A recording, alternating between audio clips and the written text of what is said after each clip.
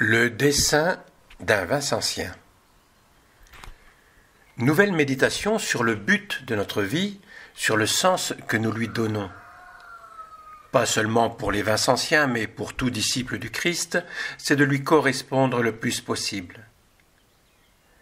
Laissons-nous tout d'abord fort interpellés par ce qui dit Jésus de ceux et celles qui le suivent. Il le dit en Jean 10, 26-35, en interpellant les pharisiens qui sont contre lui. « Mais vous ne croyez pas, parce que vous n'êtes pas de mes brebis. Mes brebis écoutent ma voix. Moi je les connais, et elles me suivent. Je leur donne la vie éternelle. Jamais elles ne périront, et personne ne les arrachera de ma main.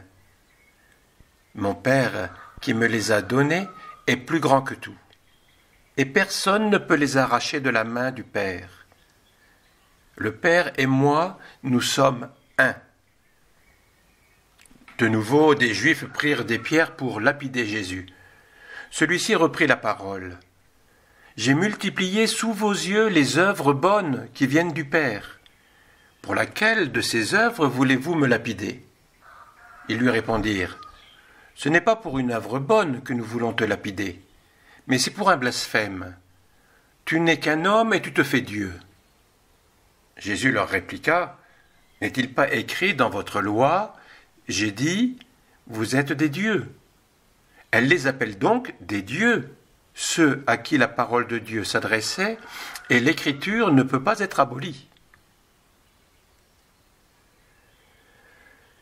Laissons largement mijoter cette identité que le Christ nous donne. Il nous connaît, il ne nous lâche en aucune occasion, et nous ouvre l'éternité dans l'identité même de Dieu. Voici ce qu'en disait saint Vincent. Le dessein de la compagnie est d'imiter notre Seigneur autant que de pauvres et chétives personnes le peuvent faire. Que veut dire cela ? C'est qu'elle s'est proposée de se conformer à lui en ses conduites, ses actions, ses emplois et ses fins.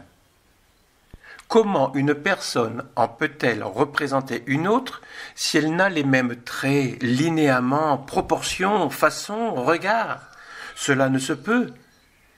Il faut donc, si nous nous sommes proposés de nous rendre semblables à ce divin modèle, et sentons en nos cœurs ce désir de cette sainte affection, il nous faut tâcher de conformer nos pensées, nos œuvres et nos intentions aux siennes.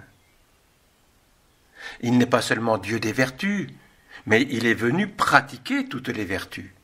Et comme ses actions et inactions étaient autant de vertus, nous devons aussi nous conformer à cela en tâchant d'être des hommes de vertu, non seulement quant à l'intérieur, mais en agissant au dehors par vertu, en sorte que ce que nous faisons et ne faisons pas, ce soit par ce principe.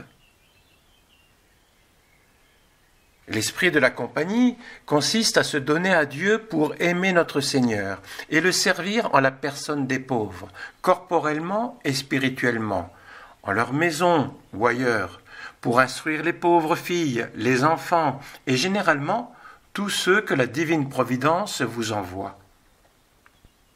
Voyez-vous, mes chères sœurs, cette compagnie des filles de la charité est de pauvres filles pour la plupart.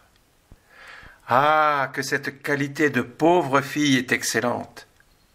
Pauvres en leurs habits, pauvres en leur nourriture. Précisément, on vous appelle pauvres filles de la charité. Cette qualité de pauvre vous distingue de celles qui sont riches. Vous avez quitté vos pays, vos parents et vos biens. Et pourquoi ? Pour aimer notre Seigneur et ses maximes. Vous êtes ses filles et il est votre Père. Il vous a engendré et donné son esprit. Car qui verrait la vie de Jésus-Christ verrait sans comparaison le semblable dans la vie d'une fille de la charité.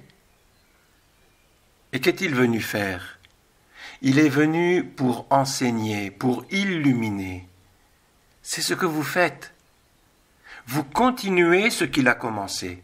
Vous êtes ses filles et vous pouvez dire « Je suis fille de notre Seigneur » et vous devez lui ressembler.